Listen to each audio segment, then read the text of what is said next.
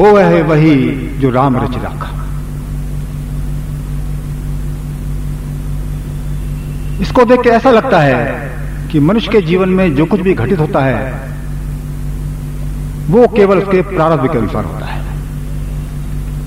लेकिन दूसरी तरफ यह भी सुनने को मिलता है, मनुष्य यदि पुरुषार्थ करे तो वो कुछ भी कर सकता है। तो प्रारब्ध और पुरुषार्थ, इन दोनों का ऐसा घालमेल है कि बुद्धि कई बार भ्रमित हो जाती है, क्या मेरे वश में है और क्या मेरे वश में नहीं। तो यह विषय इसलिए रखा गया है ताकि हमको यह पता लग सके कि किसको प्रारब्ध कहते हैं और किसको पुरुषार्थ कहते हैं। अर्थात कहां मनुष्य की मजबूरी खड़ी हुई है और कहां मनुष्य प्रयत्न करे तो सफलता प्राप्त कर सकता है। तो इसका विवेचन शास्त्रों के आधार पर किया जाएगा। इसको जरा ध्यान से श्रवण करें।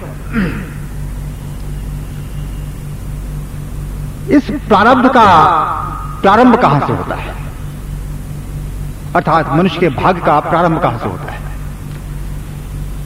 गीता के 8वें अध्याय में एक श्लोक आता है, यम यम वापि स्मरन भावम त्यजति अन्ते कलेवरम तम तमे वैति कौन्तेय सदा तद्भाव भाविता। हे अर्जुन, यह मनुष्य अंत काल में जिस जिस भाव को स्मरण करता हुआ शरीर को त्यागता है उस भाव को ही सदा प्राप्त होता है। मनुष्य जीवन भर जो अपनी कामनाएं पूर्ण करने के लिए जो प्रयास करता है उससे उसका एक निश्चित स्वभाव बन जाता है और उस स्वभाव के अनुसार ही मरते वक्त उसके अंदर विशेष प्रकार की इच्छा जागृत होती है और उस इच्छा और उस स्वभाव के अनुसार ही मनुष्य को जब नया शरीर मिलता है तब बाहर का जो वातावरण है, बाहर की जो परिस्थितियां हैं और कौन उसके माता पिता है, कौन उसके भाई बहन है, कौन उसके मित्र हैं, ये सारा कुछ पूरा का पूरा एक पैकेज के रूप में उसको मिल जाता है। कोई बालक माता पिता का सिलेक्शन नहीं करता, कितना भी पुरुषार्थ कर ले माता पिता तो जो मिलने हैं वो मिलेंगे। जिस देश में पैदा होना वहां पैदा होगा, जिस मोहल्ले में पैदा होना पैदा होगा। उसको बहन भाई कौन से मिलने हैं उसको नहीं पता होता। तो ये जितनी भी परिस्थितियां हमको जन्म लेते ही प्राप्त होती हैं ये सारा का सारा आपका प्रारब्ध है। इसमें आप कुछ भी नहीं कर सकते।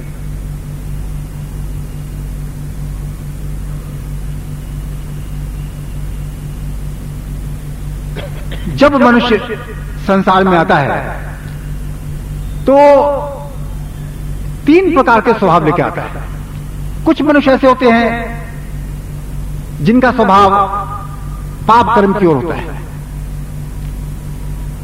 अर्थात उनके अंदर इच्छाएं ऐसी उठती हैं कि वो पाप की तरफ चल पड़ते हैं। जैसे कि देखिए आप दुर्योधन, हालांकि जिस गुरुकुल में दुर्योधन की शिक्षा हुई उसी गुरुकुल में युधिष्ठिर की भी शिक्षा हुई। युधिष्ठिर धर्मराज बन गए और दुर्योधन का सर्वनाश हो गया। जब महाभारत खत्म हो गया तब कृष्ण जब भीम की गदा से उसकी जांग टूट गई दुर्योधन की, जब वो मौत का इंतजार कर रहा था, कृष्ण उसके पास खड़े हुए। अब दुर्योधन क्या कहता है भगवान कृष्ण से? कहते हैं कि मैं अच्छी तरह जानता था कि क्या सही है क्या गलत है,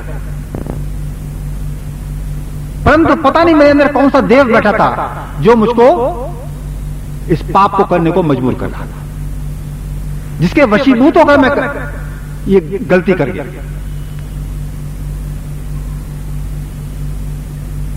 यही बात गीता में अर्जुन कृष्ण से पूछ रहे हैं, तो जितना भी ये विज्ञान है ये सारा शास्त्रों में लिखा हुआ है, बस उसमें से निकालने की बात।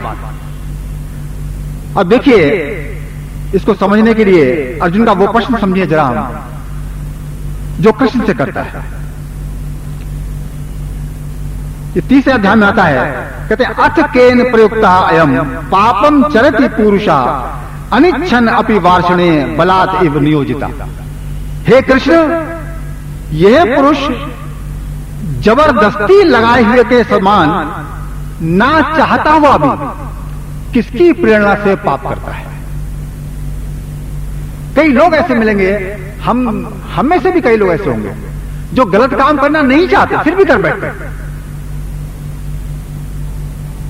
तो कौन वो हो सकता है जो हमको प्रेरित करती है गलत कर्म करने के लिए? अर्जुन के मन के अंदर एक प्रश्न आया, इसलिए उसने कृष्ण के सामने रख दिया। अब देखिए कृष्ण क्या उत्तर देते हैं। कहते काम एष क्रोध एष रजोगुण समुद्भवा महाशना महापापमा विद्धि एनम इह वैरिणा। कहते हैं कि रजोगुण से उत्पन्न हुआ ये काम ही क्रोध है, और यह ही अग्नि के समान भोगों से ना तप्त होने वाला बड़ा पापी है। इस विषय में इसको ही तू वैरी जान। भगवान कुछ कह रहे हैं कि मनुष्य के अंदर जो कामना उठती है, इस कामना के वशीभूत होकर मनुष्य पाप करने के लिए मजबूर हो जाता है। इसीलिए यह कामना ही तेरी वैरी है। और यह कामना मनुष्य के स्वभाव के अनुसार उठती है। जो तमोगुणी स्वभाव के लोग हैं उनके अंदर पाप कर्म की कामना उठती है। जो रजोगुणी स्वभाव के लोग हैं उनके अंदर ज्यादा पैसा कमाने की, ज्यादा भोग विलास इकट्ठे करने की और ज्यादा भोगों को भोगने की ये कामना उठती है। और जो सतोगुणी व्यक्ति के लोग हैं उनके अंदर कुछ सेवा करने की कामना उठती है, लोगों का कल्याण करने की कामना उठती है, अच्छे कर्म करने की कामना उठती है। तो जिस प्रकार का भी स्वभाव लेकर मनुष्य संसार में आता है, उस स्वभाव के वशीभूत होकर उसका जीवन चक्र चलता है। अब देखिए, ये जो मनुष्य का स्वभाव है यही उसको विशेष प्रकार के कर्म करने के लिए मजबूर करता है। इसी के बारे में गीता के 18वें अध्याय में आता है। मैं ये प्रसंग गीता से इसलिए रख रहा हूं क्योंकि हमारा विश्वास कृष्ण पर है, इसको स्थापित करने की जरूरत नहीं है। तो कृष्ण कह रहे हैं, किस प्रकार से इस विज्ञान को समझा रहे हैं, वो समझने की बात। वो कहते हैं यत अहंकारम आश्रित्य ना योत्स्य इति मन्य से मिथ्या एषा व्यवसाया ते प्रकृति त्वाम नियोक्ष्यति। अब अर्जुन क्या करता है, गांडीव रख देता है, कहता है कि मैं युद्ध नहीं करूंगा। अब कृष्ण उसको समझा रहे हैं, क्या कहते हैं, जो तू अहंकार को धारण करके ऐसा मानता है कि मैं युद्ध नहीं करूंगा, यह तेरा निश्चय मिथ्या है, क्योंकि क्षत्रियपन का स्वभाव तेरे को जबरदस्ती युद्ध में लगा देगा। देखो, स्वभाव के वशीभूत होकर अर्जुन को युद्ध जैसा विकट कर्म करना पड़ेगा। इसमें अर्जुन का वश नहीं है मैं करूं या ना करूं, उसकी मनमर्जी नहीं चल सकती। क्यों नहीं चल सकती, इसका आगे गीता क्या कह रही है वो जरा ध्यान देने लायक बात है। कहते ईश्वर सर्वभूतानां हृदयदेशे अर्जुन तिष्ठति भ्रामयन् सर्वभूतानि यंत्रारूढ़ानि माया।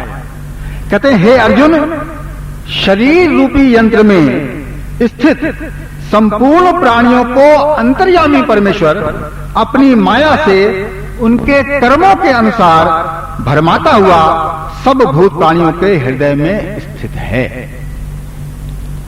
तो जो कुछ भी तू अपना प्रारब्ध लेके आया है उसके अनुसार तेरे शरीर में बैठा हुआ जो परमेश्वर है वो तेरे शरीर को चलाएगा। और तू लेश मात्र भी उस प्रारब्ध में परिवर्तन नहीं कर सकता।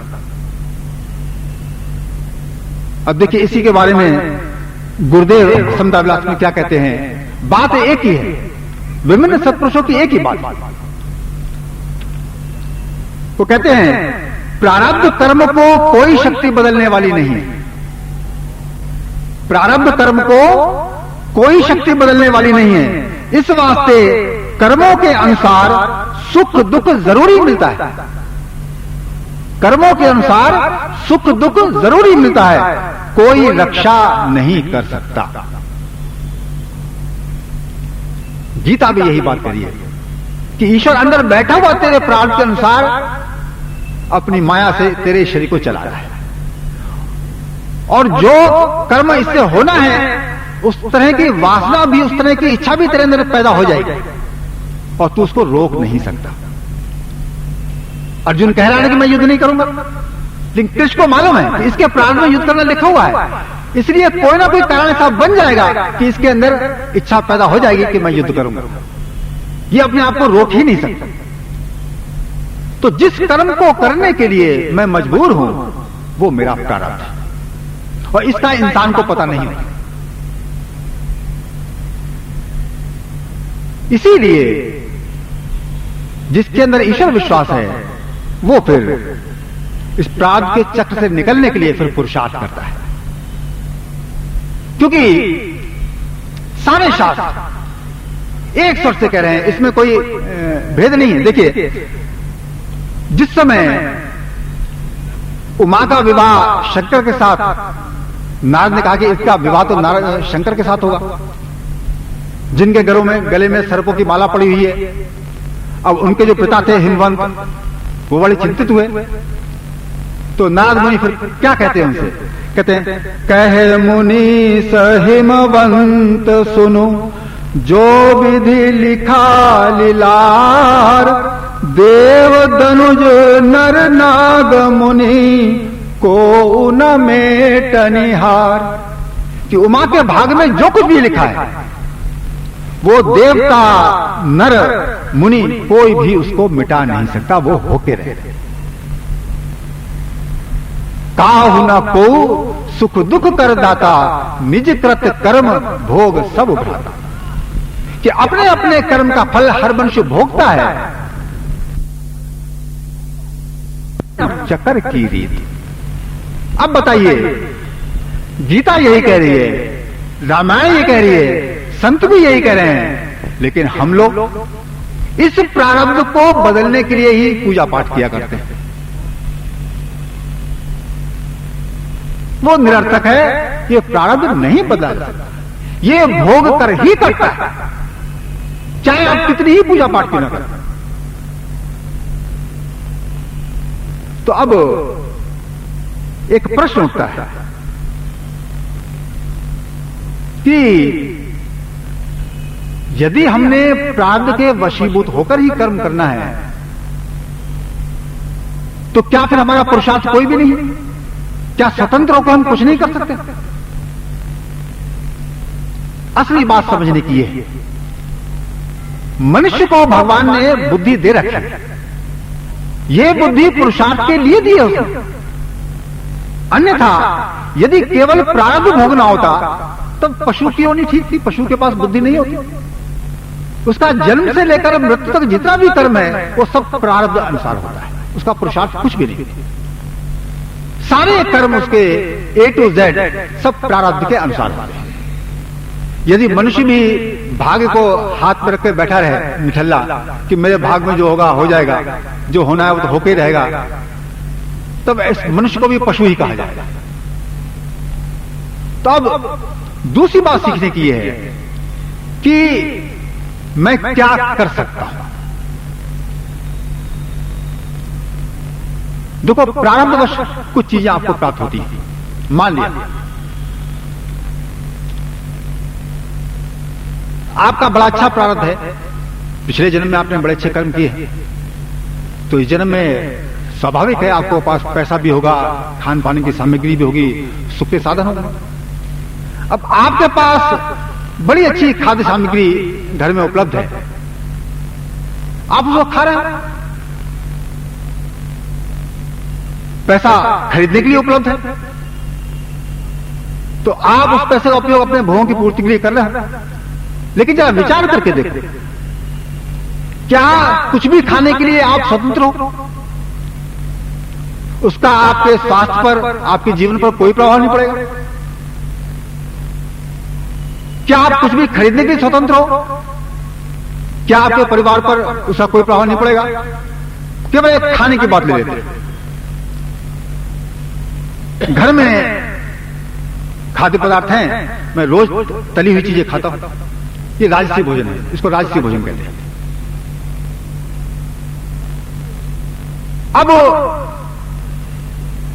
मुझको जब पता लगता है बुद्धि के द्वारा कि भाई इस प्रकार का भोजन तो अंत में मेरे शरीर के अंदर कोलेस्ट्रॉल बढ़ा देगा, जिससे कारण मुझको हार्ट अटैक हो सकता है। जब आपको ये विचार आया आपके अंदर, तो क्या करते हैं आप अपने आप को रोकने की कोशिश करते हैं कि नहीं भाई, डॉक्टर से कंसल्ट करते हुए तले हुए पदार्थ की जगह मैं क्या खा सकता हूं। तो आप सात्विक आहार ग्रहण करना शुरू करते हैं, जिसमें चिकनाई कम हो, जल्दी हजम होने वाला हो। तो जैसे जैसे आपके अंदर विचार आता है, वैसे वैसे आप अपने खाने पीने में संयम बरतना शुरू कर देते। तो प्रारब्ध अनुसार आपको वस्तुएं तो प्राप्त हो गई, लेकिन अब आपका पुरुषार्थ क्या कहता है? आपकी बुद्धि के अनुसार यदि आप चलते हो तो आप उसमें से वो चीज सिलेक्ट करते हो जो आपके स्वास्थ्य के लिए हानिकारक ना हो। जैसे गुरुदेव की वाणी कहती है, आहार करे नित्य शुद्ध, बासी अन्न ना खाए, बुद्धि होए स्वतंत्र, रोग व्याध सब जाए।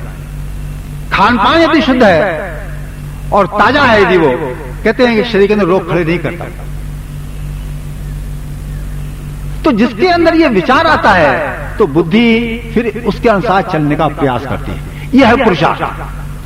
प्रारब्धवश आपको वस्तुएं प्राप्त हो गई, लेकिन उसमें से मैंने क्या ग्रहण करना है, ये मेरे पुरुषार्थ पर निर्भर करता है।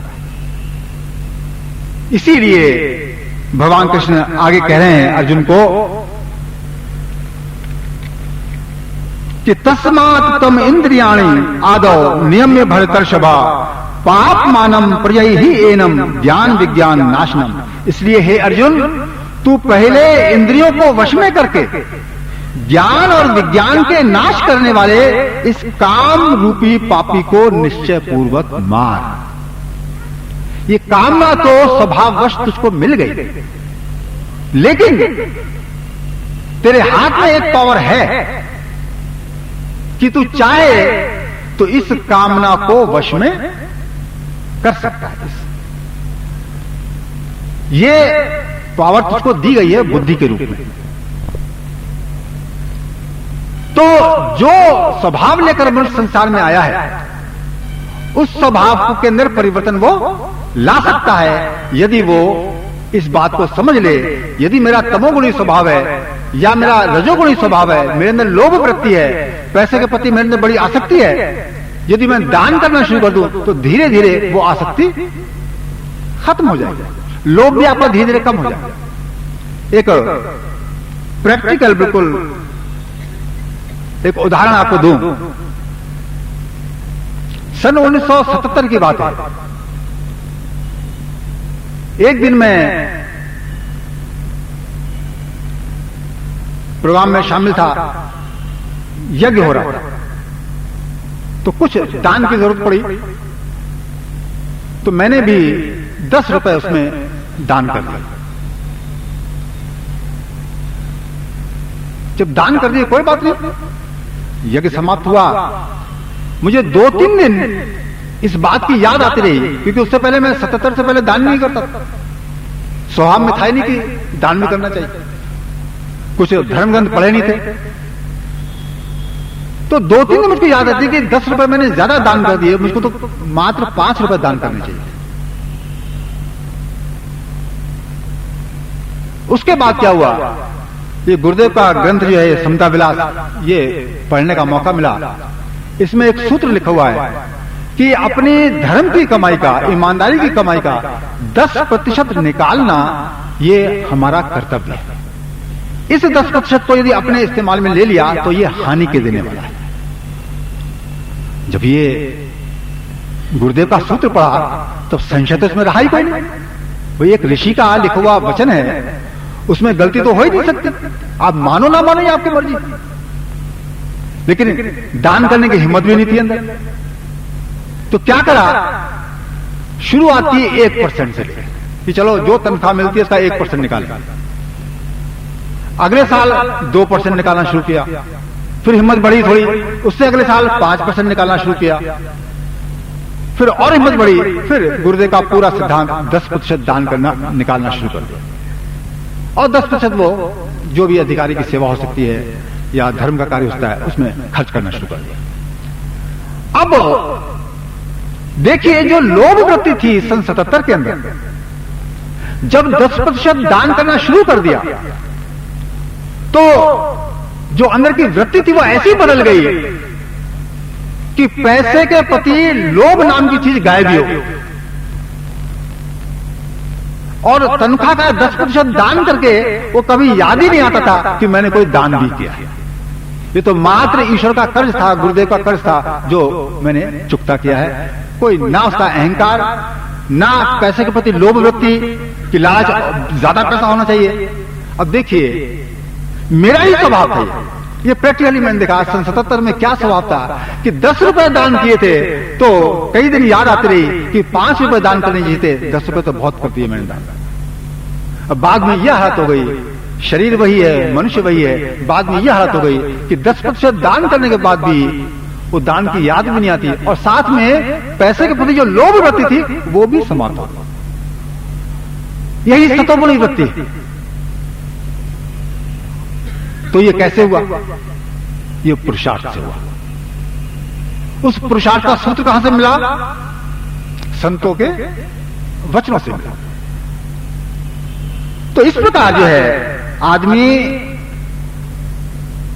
कर्म करके, विचार के द्वारा अपने स्वभाव में परिवर्तन कर सकता है। इसके बारे में गुरुदेव का एक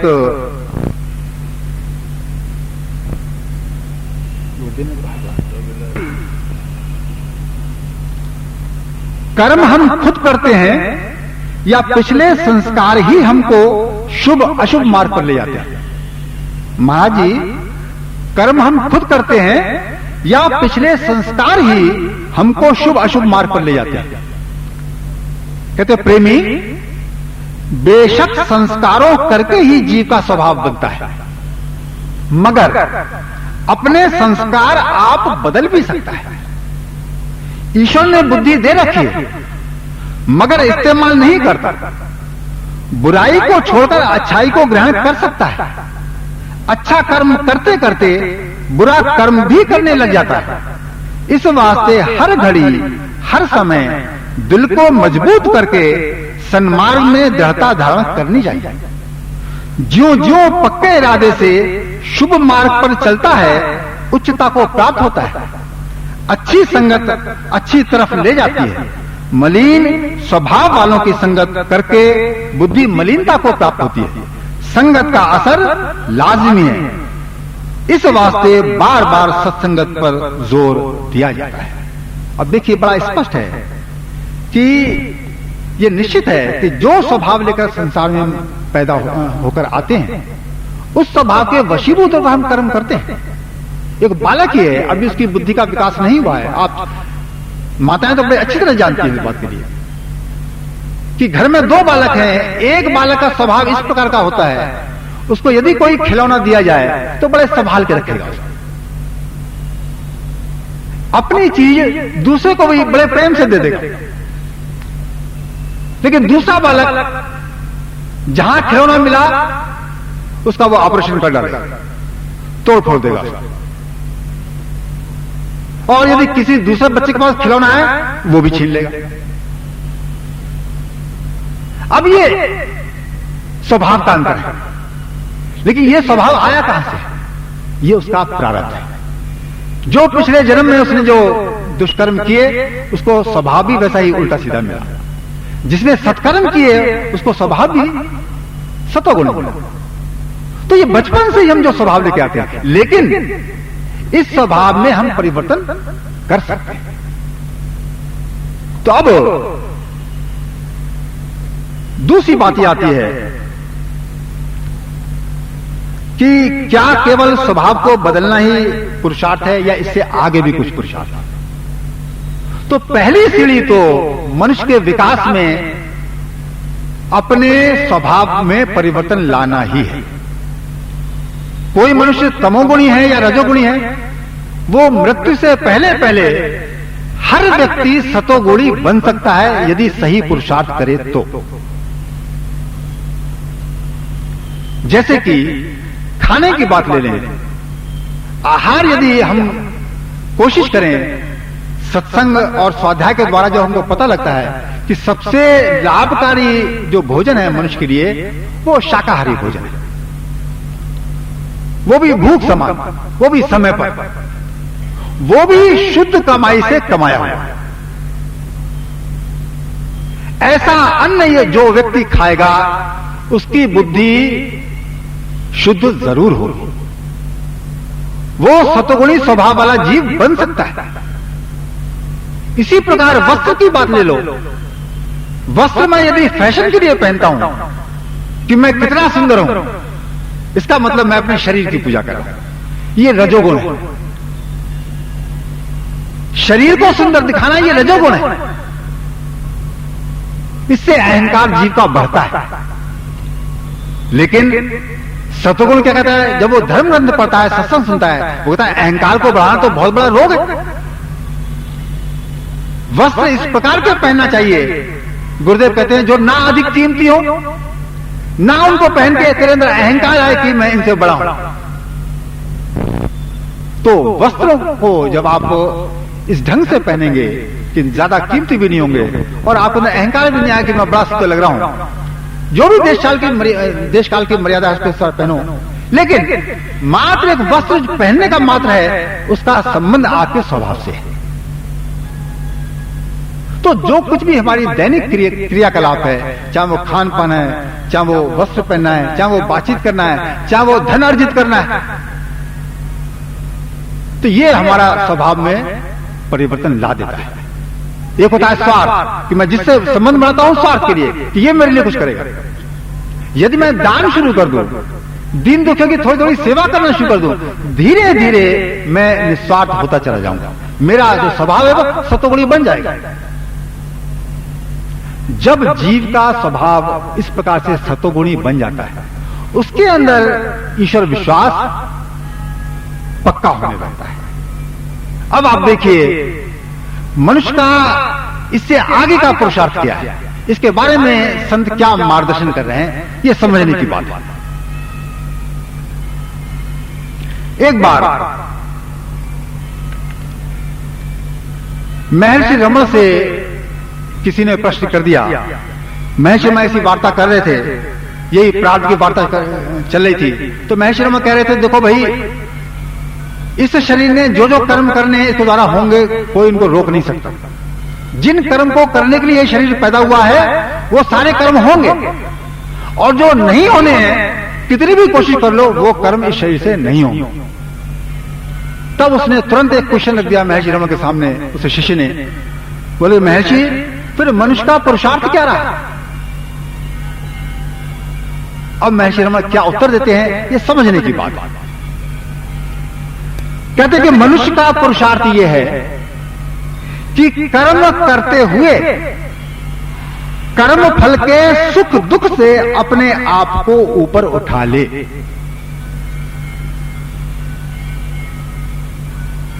मनुष्य का पुरुषार्थ यह है कि कर्म करते हुए कर्म फल के सुख दुख से अपने आप को ऊपर उठा ले। यही बात एक रामायण के प्रसंग में भी आती है। जब भगवान राम को 14 वर्ष का वनवास हो गया, अब राजा दशरथ ने खुद ही वनवास दिया था, तो जब वनवास की तैयारी हुई तो उन्होंने अपने मंत्री जो सुमंत्र था उनका, उसको उसके साथ भेज दिया और सुमंत्र को यह समझा दिया कि देखो तुम बड़े बुद्धिमान हो, किसी प्रकार से राम को समझा बुझा के वापस लिया ना, इनको वन मत जाने देना। खैर सुमंत्र जब गया, वो तो अयोध्या पार करके वन को चले गए राम। सुमंत्र खाली रथ लेकर वापस आ गया। अब जब सुमंत्र को खाली हाथ देखा, अब दशरथ कहते हैं कि मैंने तो तुझ पर भरोसा किया था कि तू राम को वापस ले आएगा, मैं तो राम के बिना जी नहीं सकता, मैं एक पल भी राम के बिना नहीं जी सकता। अब सुमंत्र क्या कहते हैं देखो, गोसाई तुलसीदास जी क्या लिखते हैं उसमें, सुख हर्षहि जड़ दुख बिल खाई, दो सम धीर धरई मन माई। कि जो जड़ बुद्धि जीव है, अर्थात जो मूर्ख जीव है, कहते वो सुख में तो प्रसन्न हो जाता है और दुख में रोने लगता है। जो मनुष्य सुख मिलने पर प्रसन्न होता है और दुख मिलने पर रोने लगता है, कहते हैं वो तो जड़ बुद्धि जीव है, वो मनुष्यों में मूर्ख मनुष्य। कहते हैं दो सम धीर धरई मन माई। लेकिन जो धीर पुरुष है, जो धर्मवान पुरुष है, वो दोनों में सम हालत बनाए रखता है। ना सुख में ज्यादा प्रसन्नता होती है, ना दुख में ज्यादा डूबता है, दोनों में उसके मन की एक जैसी हालत बनी रहती है। ये धर्मवान पुरुष है। लेकिन संसार में जो लोग नजर आते हैं, यही बात नजर आती है। सुख मिलता है तो हम उछलने लगते हैं, दुख मिलता है तो डूब जाते हैं। तो हमारी गिनती किन लोगों में? जड़ बुद्धि जीवों में। इसकी बुद्धि, इसका मतलब हमारी बुद्धि जागृत नहीं हुई है। तो मनुष्य जन्म का पुरुषार्थ क्या है? इस बुद्धि को जागृत करना। कहां तक जागृत करना? कि सुख दुख हम पर असर ही करना बंद कर दे। उसी को महेश शर्मा कह रहे हैं कि मनुष्य का पुरुषार्थ यह है कि कर्म करते हुए कर्म फल के सुख दुख से अपने आप को ऊपर उठा ले। ये देखिए इसके बारे में गीता क्या कह रही है, ये भी बात सुन ले।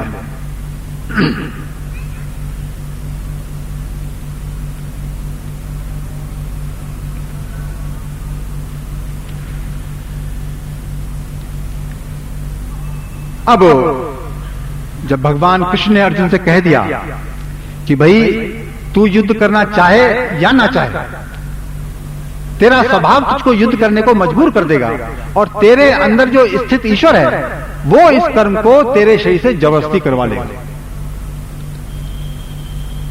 ये तो रही प्रारब्ध की बात। अब भगवान अर्जुन से ही पुरुषार्थ की बात कर रहे हैं। इसी के अगले श्लोक में वो कहते हैं, तमेव शरणम गच्छ सर्वभावेन भारत तत्प्रसादात् पराम शांतिम स्थानम प्राप्स्यसि शाश्वतम। हे अर्जुन, सब प्रकार से उस परमेश्वर की ही शरण को प्राप्त हो, उस परमात्मा की कृपा से ही परम शांति को और सनातन परम धाम को प्राप्त होगा। इस शरीर से जो कर्म होना है उसको तो तू रोक नहीं सकता। क्यों नहीं रोक सकता? कि इस बुद्धि का मालिक जो ईश्वर है वो इसके अंदर ही बैठा हुआ है। तो वो बुद्धि इसके अंदर, शरीर के अंदर है, तो बुद्धि का मालिक ईश्वर भी इस शरीर के अंदर ही बैठा हुआ है। वो इस बुद्धि में इस प्रकार के ख्यालात डालेगा कि ये शरीर कर्म करने को मजबूर हो जाएगा जो इस शरीर के प्रारब्ध में है। क्योंकि प्रारब्ध, याद रखिए, शरीर का होता है। प्रारब्ध शरीर का होता है। तो शरीर के प्रारब्ध में कोई परिवर्तन करना संभव ही नहीं है, चाहे आप कितनी ही पूजा पाठ क्यों ना कर लो।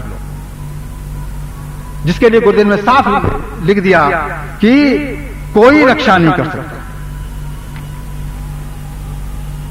काहु न को सुख दुख कर दाता, निज कृत कर्म भोग सब भ्राता। एक बात आ रही है लगातार कि जो तुमने पिछले दिनों में, पिछले जन्मों में जो कर्म कर लिए हैं उसका फल निश्चित हो चुका, वही फल प्रारब्ध के रूप में आपके इस शरीर के साथ आपको प्राप्त हो जाता है। इसलिए उसमें परिवर्तन करना संभव है ही नहीं। तो अब क्या किया जाए?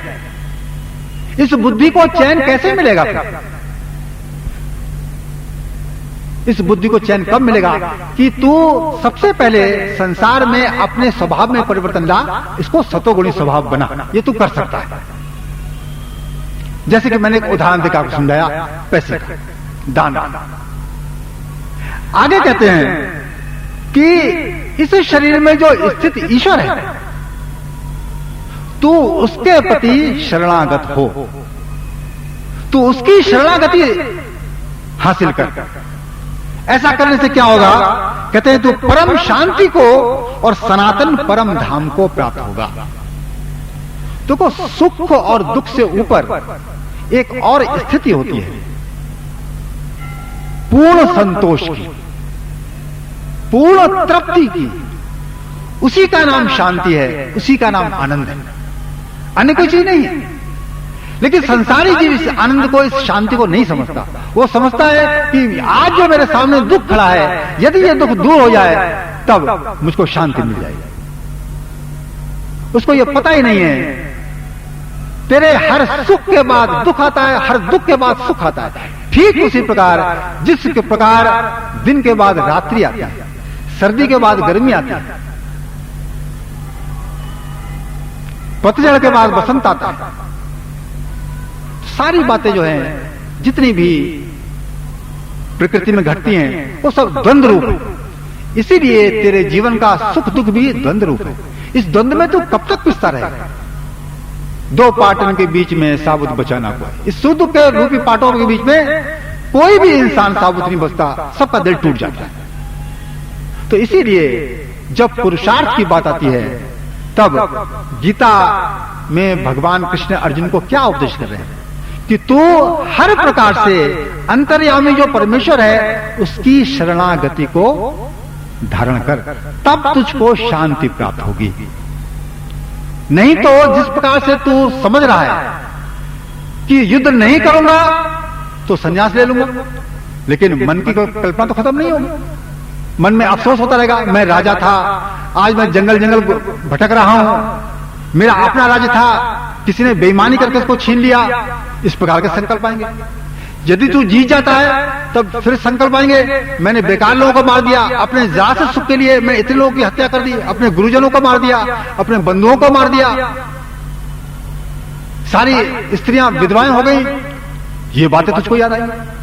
तो दोनों, तू युद्ध जीतेगा तब भी तेरा मन बेचैन रहेगा, और युद्ध तू हारेगा तब भी तेरा मन बेचैन रहेगा। युद्ध तू करता है तब भी बेचैन, नहीं करता है तब भी बेचैन। तो ये जो स्थिति है, हर मनुष्य की जो भी संसार में आया उसकी यही स्थिति रहती है। तो इसीलिए मनुष्य के लिए एकमात्र रास्ता है पुरुषार्थ का, क्या कि जैसे जैसे उसकी आयु बढ़ती है, उसका संबंध ईश्वर के प्रति गहरा होता चला जाना चाहिए। पहले तो ईश्वर के बारे में वो सुनता है, पढ़ता है। सुनने पढ़ने से उसके अंदर विश्वास जागृत होता है कि ईश्वर है। जिस प्रकार आप ये सत्संग सुन रहे हैं, इस सत्संग के माध्यम से आपके अंदर विश्वास आ रहा है कि ईश्वर है। रामायण उसका पुष्टि कर रही है, गीता उसकी पुष्टि कर रही है, ग्रंथ उसकी पुष्टि कर रहे हैं। इसका मतलब ईश्वर है, और उसी के हाथ में मेरा प्रारब्ध है, उसी के हाथ में इस जीवन का संचालन है। तो मैं जो इस मौत रूपी शरीर से संबंध बढ़ा रहा हूं, इसको सजा रहा हूं, इसको छोड़कर मैं क्यों नहीं उस ईश्वर से संबंध बढ़ाने की कोशिश करता जो इस शरीर में जान के रूप में मौजूद है, जो मेरा जीवन है, मेरा जीवन रक्षक है। तो धीरे धीरे मनुष्य का पुरुषार्थ कहा जाता है कि वो सुख दुख से धीरे धीरे ऊपर उठता है, और अंदर जो ईश्वर है उससे सिमरन के द्वारा, बाहरी जीवन में त्याग के द्वारा उस ईश्वर से संबंध स्थापित करता है। धीरे धीरे अपना स्वार्थ कम करता है, त्याग जीवन में हासिल करता है, और सिमरन के द्वारा ईश्वर को याद कर करके ईश्वर से उसका संबंध एक दिन बन जाता है। तो जब ईश्वर का संबंध उसका स्थापित हो जाता है, उस ईश्वर का दर्शन अपने अंदर ही जब उसको होता है, तब उसको शांति मिलती है, तब उसका ये मानव जन्म सफल होता है। इसीलिए प्रारब्ध को हम वशीभूत हैं, लेकिन पुरुषार्थ करके हम सतोगुणी बन सकते हैं, ईश्वर भक्त बन सकते हैं, यहां तक कि ईश्वर का दर्शन प्राप्त करके हम अपना मानव जीवन सफल कर सकते हैं। ओम ब्रह्म सत्यम सर्वदा।